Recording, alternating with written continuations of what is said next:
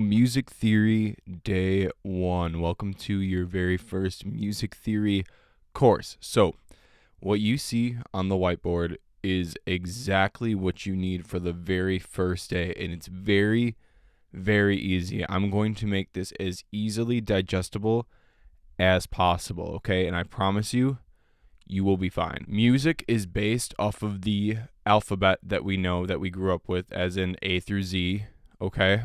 Except we start at A and we stop at G, and then it restarts. As you can see on the very top here, A, G, A, G. Those are called octaves. It's the same note going up or down, higher or lower. There are 12 notes in the musical alphabet, but A through G is only 7 notes. That's because we have something called accidentals or sharps and flats. You'd probably recognize on the piano there are things called the black keys. Those are your sharps and your flats. Sharps and flats are in between most notes. Let me explain that real quick. These are our sharps and our flats. And as you can see, I have written them in between the letters. If you go up higher, you get a sharp. If you go back one lower, you get a flat. That is called a half step. We're going to talk about that in a little bit.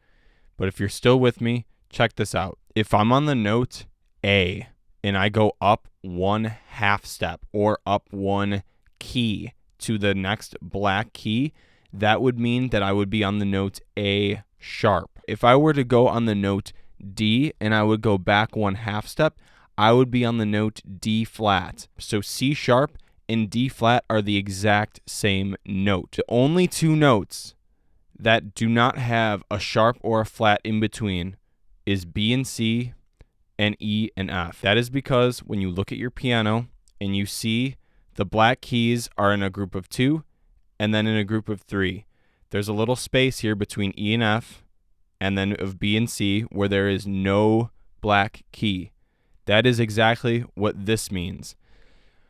If you're wondering why that is the case, that has to do with a little bit of mathematics with the whole step, half step method with scales, but I will talk about that in the second day video for music theory. So we've got A through G, the musical alphabet, right?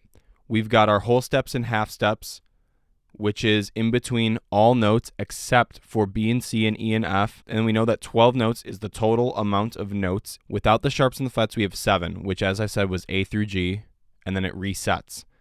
That is what an octave is called, okay? As you can see right here, this is an octave. C all the way up to the next C. A whole step is going up 2 half steps. Remember that. A whole step is going up 2 half steps. So if we're at the letter C, go up 2 half steps. C sharp to D. That's a whole step. If we go up 1 half step from C, it would be just a C sharp. Or if we go back 1 half step from C, it would be B, right? This over here, which is the treble clef, which you probably recognize from when you were in grade school. So you might remember somebody telling you something like every good boy does fine for the lines and then FACE for the spaces. Almost all of the best musicians who sight read do not use every good boy does fine in FACE. All they use is something called a reference point. So on the treble clef, usually our reference point is where the note E is on the first line. E is going to be your new reference point. So if E is our reference point, okay, and we go from E to F, check this out up here. E to F is right here, and E to F is right here. If we go up E to G, we're going up E to G. It's basically telling you how many steps are you above from your reference point, okay? You use this as your reference point and you just count. It's that simple. It's as simple as it can possibly get. So to recap, up here, you have A through G. Regular alphabet, we stop at G and then it resets.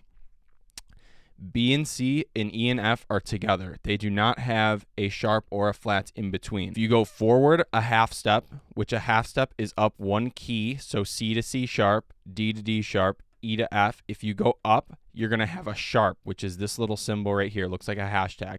If you go back this way, it's going to be a flat, which looks like this.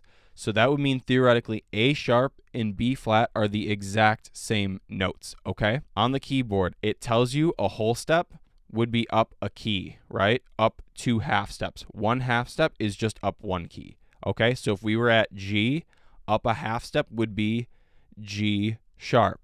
Okay, going from G to A would be up a whole step. Okay, that's going to come into play a lot in the next lesson. In a nutshell, this is all you need. All you need to know is the musical alphabet. You need to know the half steps and the whole steps. You need to know which sharps are flats. Do not have them in between B and C and E and F. Look at the keyboard. It's a really good way to visualize the whole steps and the half steps. And then apply it to the treble clef. The next lesson is going to tell us how to put it all together with scales, key signatures, chords. If you don't understand this, leave a comment. I will be there to help you. And in the next lesson, we will put this together.